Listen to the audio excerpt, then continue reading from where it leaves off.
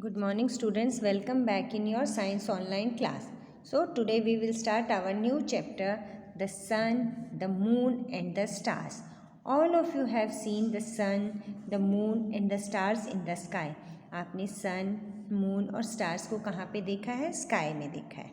So Rahul and his parents went for a walk in the night. अब आपको पता है कि जो सन होता है वो कहाँ किस समय निकलता है? डे टाइम में. मून और स्टार्स कब निकलते हैं? रात के समय. So Rahul and his parents went for a walk in the night. तो राहुल अपने पेरेंट्स के साथ वॉक पे गया रात में. Rahul, it is so cool tonight पापा, I wish we could take a walk in the noon also. तो अपने पापा से कहता है कि देखिए कितना ठंडा है, काश हम लोग दोपहर में भी एक वॉक लेते. But it is so hot, लेकिन दिन में क्या होता है? गर्म होता है. At what time? But it is so hot at that time, और उस समय बहुत ही गर्म होता है दिन के समय. वाई इज़ इट सो पापा? अब आपको भी पता है कि रात को ठंडा क्यों होता है और दिन में गर्म क्यों होता है. क्यों होता है? क्योंकि रात में क्या होता है? सूरज नहीं होता, और डे टाइम में क्या होता है? सन होता है, और सन आपको क्या देता है? Heat and light. Now father, it is because during the daytime there is sun in the sky which makes the earth hot.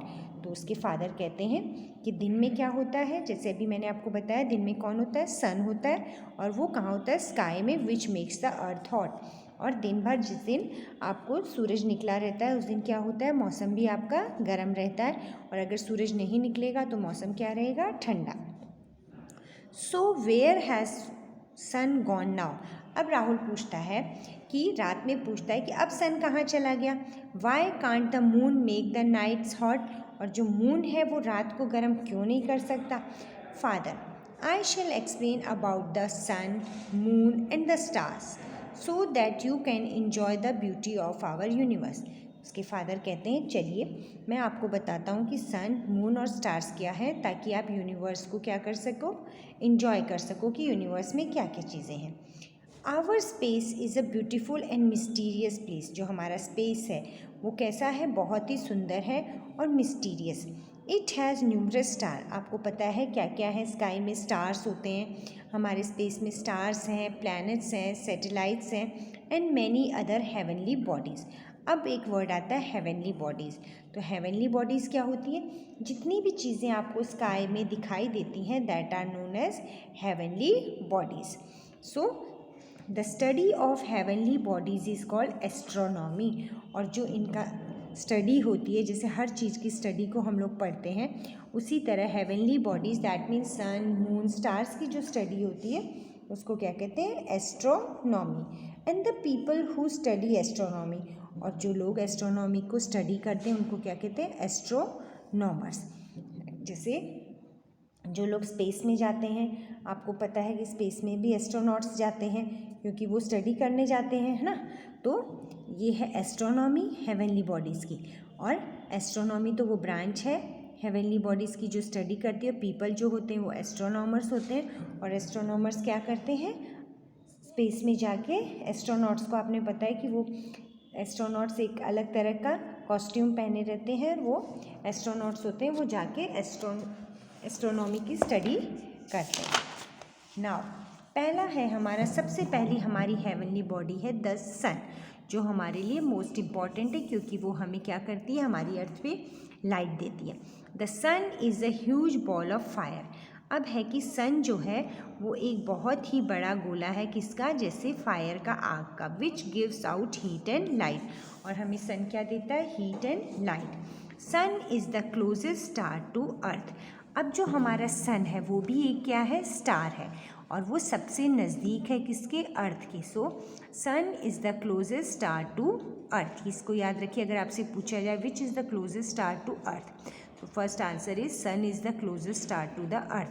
और जो हमारा सन है वो भी एक क्या है? स्टार है. There are numerous stars which are bigger than sun. अब बहुत सारे सितारे ऐसे हैं जो सन से भी क्या है? बड़े.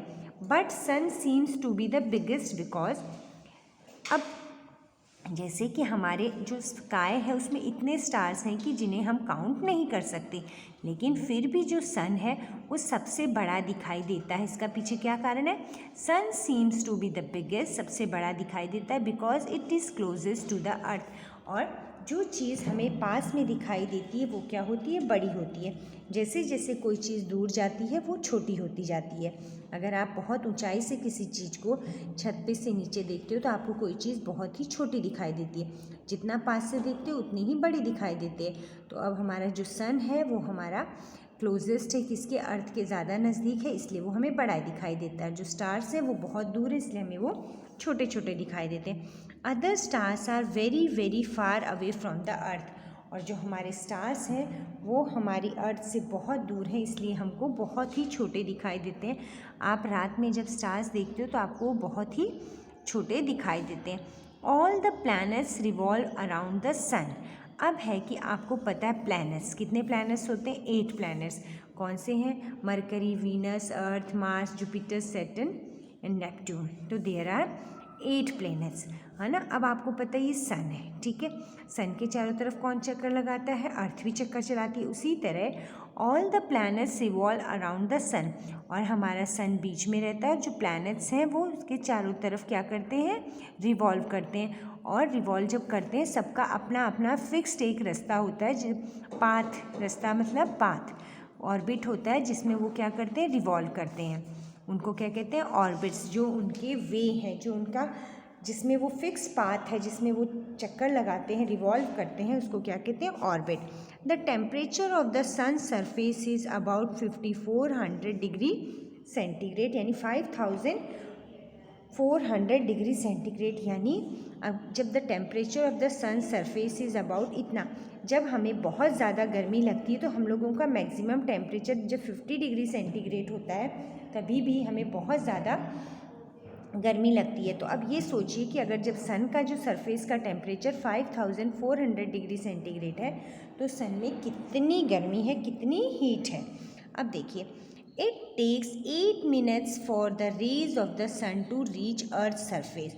अब जो आपकी सन की रेज है, यानी जो सूरज की आपकी रेज हैं, वो जब धरती पे पहुंचती हैं तो उनको कितना समय लगता है? 8 मिनट्स। तो याद रखिए कि हमारे पास 8 प्लैनेट्स हैं और सन की रेस को धरती तक पहुंचते हुए कितना टाइम लगता है? 8 मिनट्स। तो आज हम सन तक ही पढ़ेंगे। तो अभी हमने क्या पढ़ा कि हम हेवनली बॉडीज़ के बारे में पढ़ रहे हैं। उसमें हमारी हेवनली बॉडी स्टार्स हैं, सन है, मून है, प्लैनेट्स हैं, जो भी स्काई में चीज़ें हैं, स्पेस में जितनी भी चीज़ें हैं वो सब क्या है? हमारी हेवनली बॉडीज़। और जो हेवनली बॉडीज़ की स्टडी होती है वो क्या होती है? एस्ट्रोनॉमी। और जो उसकी स्टडी करते हैं वो एस्ट्रोनॉमर्स, और जो लोग जाते हैं वो कौन होते हैं? एस्ट्रोनॉट्स होते हैं। ओके, तो आज हम इतना ही पढ़ेंगे, बाकी हम लोग नेक्स्ट क्लास में पढ़ेंगे। Okay, thank you children.